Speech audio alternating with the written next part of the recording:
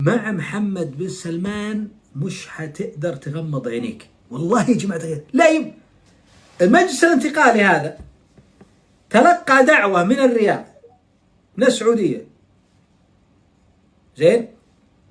محمد بن سلمان قال لهم يا المجلس الانتقالي أبد حياكم الله بالرياض ونناقش الوضع أبد مع كافة الأطراف. أنتم يا المجلس، مجلس الانتقالي الجنوبي، يوم جو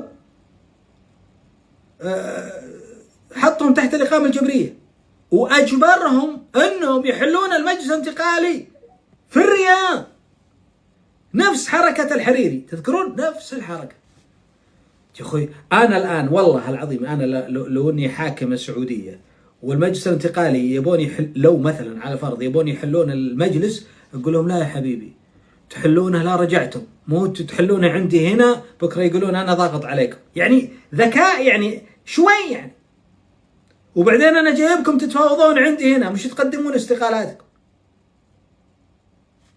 يعني بالله واحد أنت مستدعيه بصفة معينة أعضاء المجلس الانتقالي وبعدين يجونك وبعدين ما يصيرون أعضاء المجلس الانتقالي. طيب وش صفتهم القانونية الآن؟ وش صفتهم؟ أنا بعرف وش الأوراق اللي وقعت يعني؟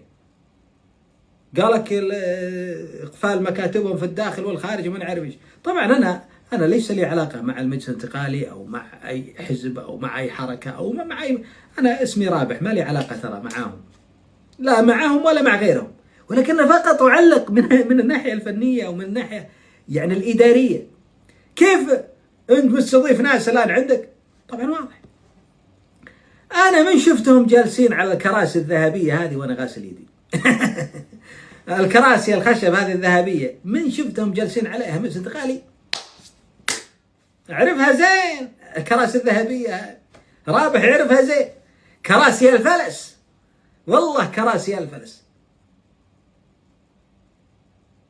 زين. وبالمناسبة المتحدث الرسمي باسم المجلس الانتقالي نفى، قال غير صحيح.